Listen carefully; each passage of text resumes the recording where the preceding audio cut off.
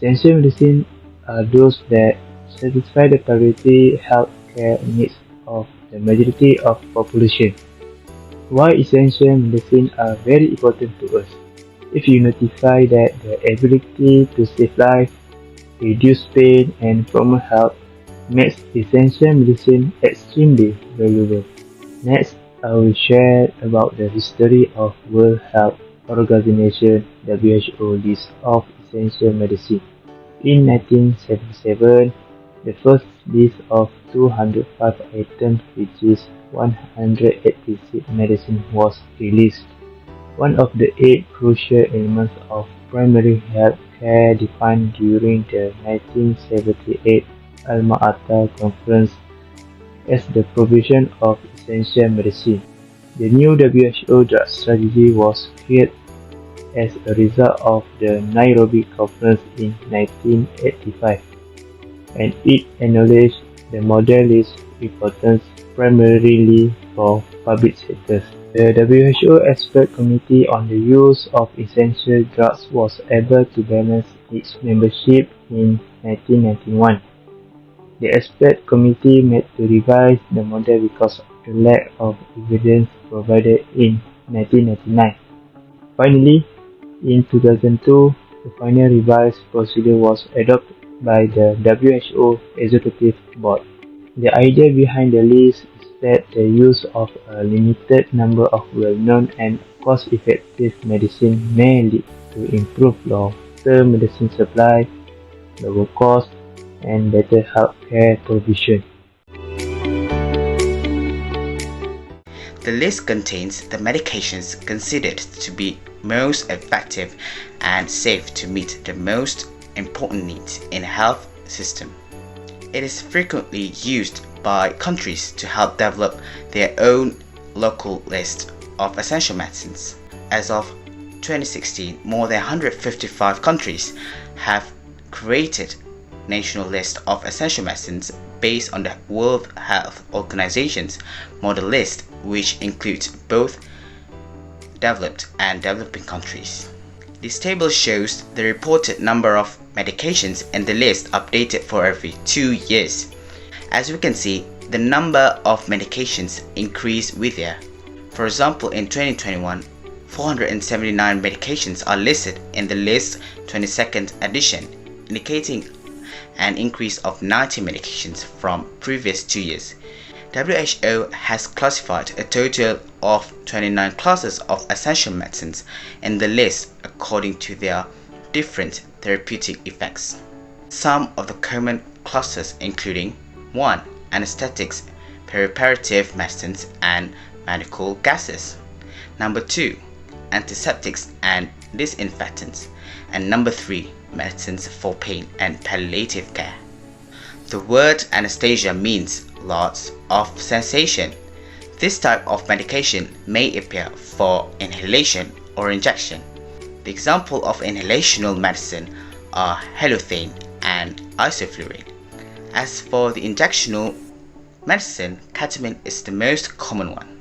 Perioperative medicine is the medical care of patients from the time of contemplation of surgery through the operative period to full recovery.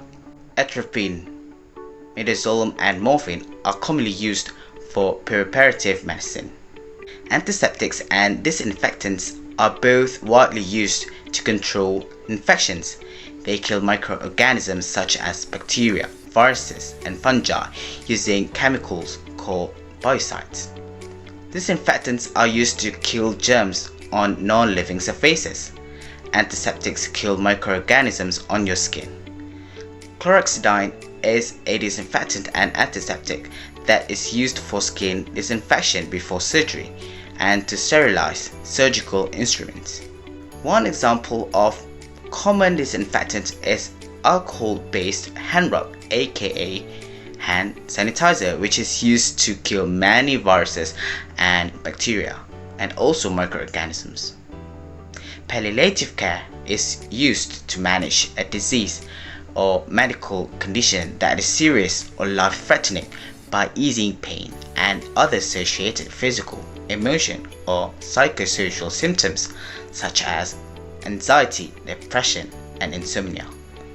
Amitriptyline and cyclizine are mainly to treat vomiting disorder and dizziness due to motion sickness. The World Health Organization (WHO) publishes its Model List of Essential Medicines (MLEM) to assist low-income nations and global health actors in determining which medicines should be made available to all. Contrary to common belief, 95% of the drugs on the WHO Model List of Essential Medicines are off patent, which means patent restrictions are not relevant.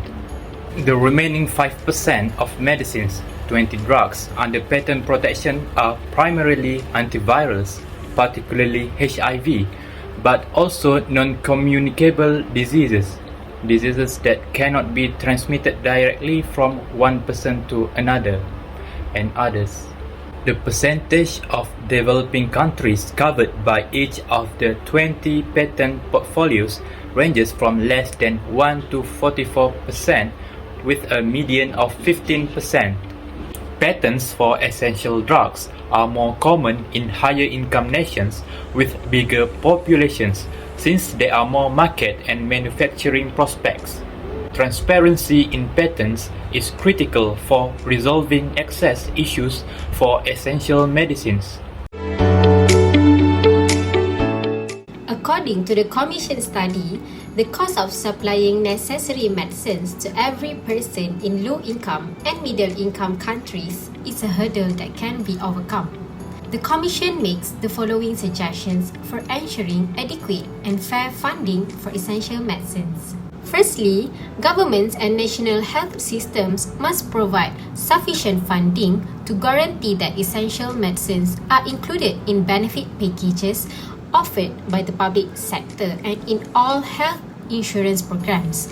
The modeling exercise conducted by the Commission can be used as a springboard for figuring out a country's specific finance requirements for essential medications. The national context should be taken into account when adapting this exercise, including disease burden, standard treatment guidelines, health priorities, and the cost of delivering care in that particular system. To ensure gradual realization of the right to access healthcare services and to promote equity, special consideration must be given to the requirements of underprivileged communities in any national costing exercise. The goal must be to create a benefits package that fulfills the demands of the people in terms of health in a fair and transparent manner that can be sustainably funded from many sources. Secondly, the amount of out-of-pocket spending on medications must be decreased through the implementation of policies by governments and national health systems. In LMICs, out-of-pocket expenses account for more than 50% of all medical spending, which is extremely unfair. Countries that are moving toward UHC must enhance funding for medications through mandated prepayment mechanisms and government allocation while decreasing funding for medications through direct payments. Next, if the governments of lower-income countries (LICs) are unable to provide a minimal package of needed medications for everyone domestically, the international community must uphold its human rights commitments and assist LIC governments in doing so. This assistance should be provided in addition to other assistance programs already in place for important medications for certain illnesses such as HIV, TB, malaria, and neglected diseases. The Commission exhorts nations to examine cutting-edge financing methods to see whether they may be expanded to cover all essential medications. Lastly, governments and national health systems need to invest in the capability to precisely track the cost of drugs, particularly those considered to be essential, in both the public and private sectors. Data should be broken down by essential key populations, prepaid and out-of-pocket spending, and other factors. A thorough understanding of current spending is necessary to make informed decisions about investments in the acquisition of essential medicines. Data must be disaggregated for significant key populations that will peak with the specific national context in mind, since national level data can conceal significant disparities. The maximum possible participation of all stakeholders and the principles of transparency, including providing access to the data for use by policy analysis and academics, must be taken into consideration while establishing monitoring systems. The public's support and acceptance of the decision-making procedures that employ such data will be facilitated by transparency.